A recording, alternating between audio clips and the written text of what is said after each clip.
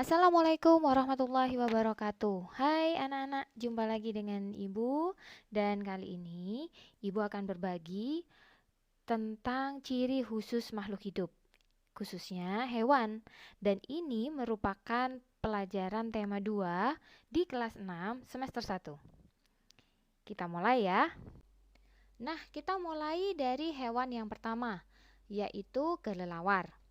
Kelelawar adalah jenis hewan mamalia dan merupakan hewan mamalia satu-satunya yang bisa terbang. Kelelawar juga merupakan hewan nokturnal. Nokturnal adalah hewan yang tidur pada siang hari dan aktif pada malam hari. Kita bisa menjumpai kelelawar pada saat sore hari, menjelang malam, ataupun pada saat malam hari.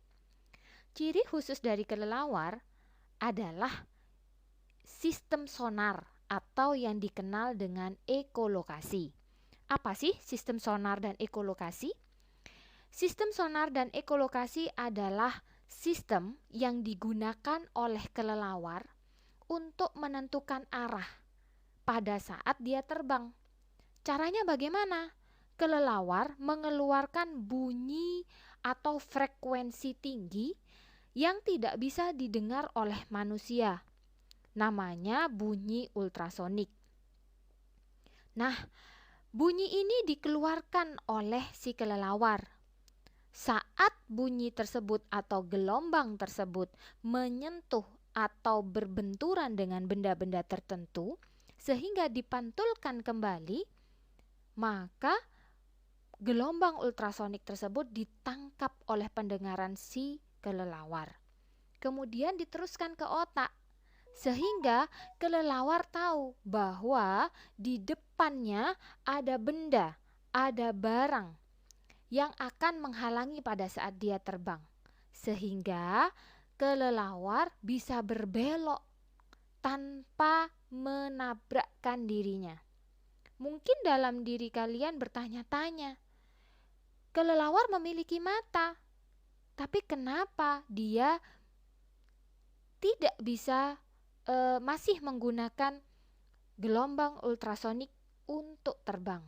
Ya, mata yang ada pada kelelawar tidak bisa secara normal untuk melihat. Jadi, untuk membantu si kelelawar ini terbang dan menentukan arah, kelelawar membutuhkan frekuensi tinggi yang disebut dengan ultrasonik yang dikenal dengan sistem sonar atau ekolokasi. Sudah paham? Kita lanjutkan. Berikutnya, bunglon. Bunglon adalah sejenis reptil.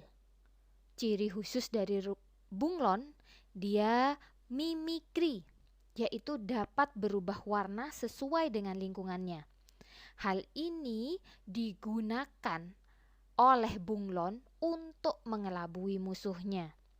Jadi, bunglon ini mengelabui musuh pada saat dia terancam dengan merubah warnanya. Misalnya, dia terancam dan dia sedang dekat dengan daun, maka warna tubuhnya akan berubah menyerupai daun. Tidak hanya itu ciri khusus dari bunglon. Bunglon juga memiliki mata yang dapat melihat pada arah yang berbeda. Kemudian, bunglon memiliki lidah yang panjang dan lengket untuk menangkap mangsanya. Jadi, walaupun dengan jarak-jarak tertentu, dia tahu mangsanya berada di depan, dia hanya mengintai, kemudian dia menjulurkan lidahnya dengan cepat dan menangkap hewan mangsanya tersebut untuk dimakan. Lanjut ya. Berikutnya, kalian pasti tahu dari gambarnya. Ya, gambar tersebut adalah hewan bebek. Bebek mempunyai bentuk paruh datar dan tumpul yang digunakan untuk menyaring makanan. Tentunya kalian sudah tahu, bebek sering makan di lumpur atau yang berair. Jadi, sudu Nama lain dari paruh bebek ini digunakan untuk menyaring makanan. Tidak hanya itu, ciri khusus bebek yang lain, dia memiliki kaki yang pendek tapi berselaput.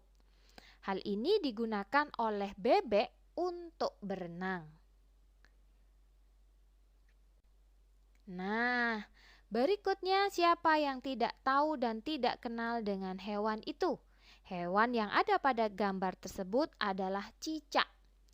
Cicak dan tokek yang kalian sering lihat di rumah-rumah adalah hewan reptil. Ciri khusus dari cicak dan tokek ini, dia memiliki pelekat pada telapak kakinya. Ini dibuktikan walaupun cicak itu ada di atap, tetapi dia tidak jatuh. Kenapa? Karena pada kaki-kaki, telapak kaki cicak dan tokek memiliki pelekat. Nah, yang lainnya, cicak dan tokek ini juga dapat mengelabui musuhnya dengan cara memutuskan ekornya. Selain dia mengelabui musuh, tokek dan cicak memutuskan ekornya agar dia dapat lari dari musuhnya. Lebih kencang tentunya.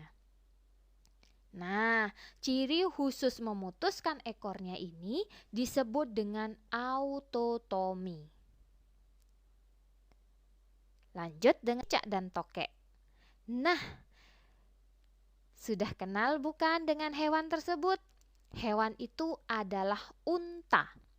Unta banyak kita jumpai saat ini di kebun binatang. Tapi sebenarnya unta adalah hewan yang ada di daerah gurun. Unta ini adalah hewan yang kuat. Dia bisa hidup di gurun dengan cara menyimpan cadangan makanannya berupa lemak dalam punuknya. Mana punuk itu? Ya punggungnya. Yang berupa tonjolan itu adalah punuk. Nah, dia menyimpan cadangan makanannya berupa lemak dan air di dalam punuknya. Tidak hanya itu, pada leher unta ada kantung. Kantung itu mampu menyimpan air sebanyak kurang lebih 57 liter. Itu sebabnya unta dapat bertahan hidup di daerah gurun. Berikutnya adalah landak semut.